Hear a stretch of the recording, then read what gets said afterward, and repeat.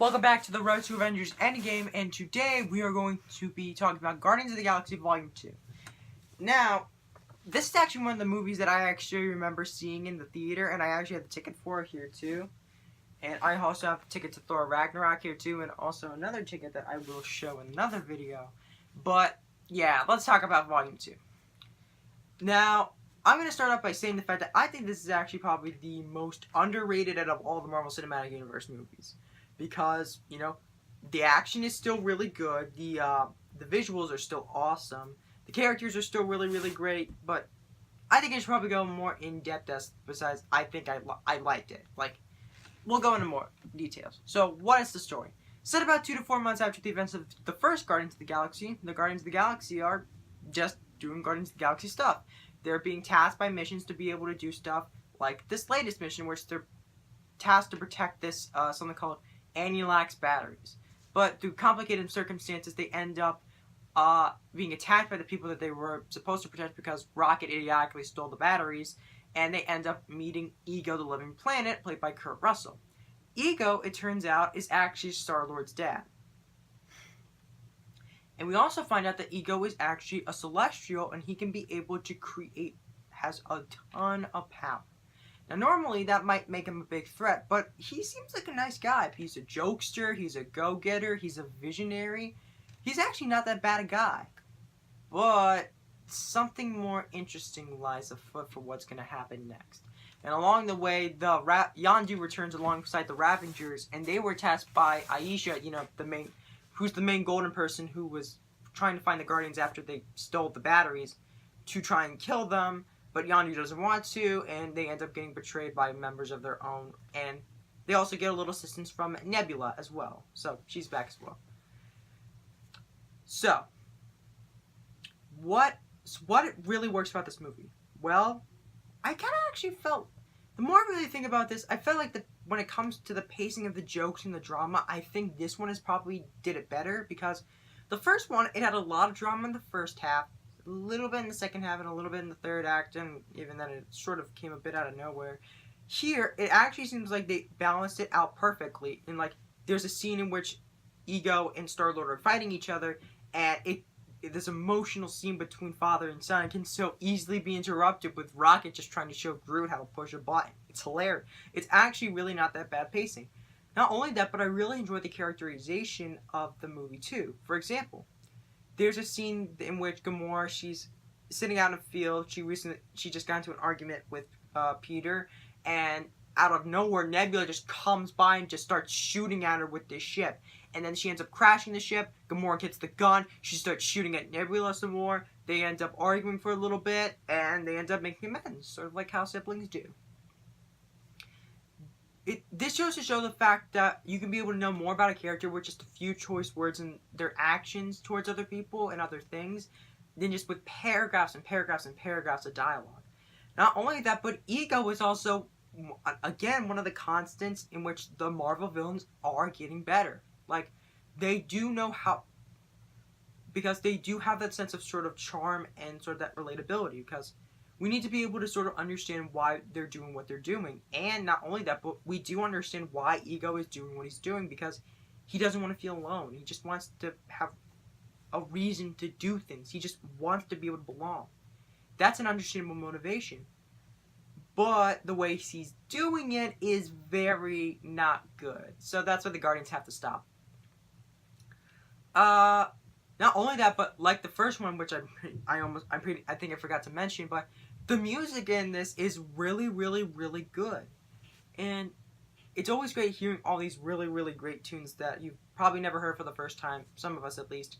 Or you've heard them, but you get to hear them on the big screen with that amazing surround sound. It's just really, really cool. And not only that, but it's still funny. It's still funny like the first one, but I think the first one is probably a little bit funnier because it is a little bit more original with the jokes and all the other stuff. But this one, it's still funny. In fact, I actually remember the point in which I actually died laughing in the theater. It was like that moment in which Rocket, Yondu, Groot, and Kraglin, which is, fun fact, James Gunn, you know, the director and writer of the movie, Sean Gunn, who is the brother of him, he actually plays Kraglin, and they're like jumping to Ego and just it turns out the fact that it does not go well, and the faces they made were absolutely hilarious. And also, I love the Stan Lee cameo in here, in which it sort of confirms the fact that he's one of the Watchers, or at least working with the Watchers. And he mentions how he was a Federal Express man, which is the disguise he put on in Captain America Civil War. Except that actually creates a little bit of a continuity error, because Volume 2 is still supposed to be set in 2014, but Civil War was 2016. In fact, James Gunn actually came out and said, I was not fully aware of this, and I like to think that maybe at some point he disguised himself as a Federal Express person at least more than once. So there is that, and it's still really good.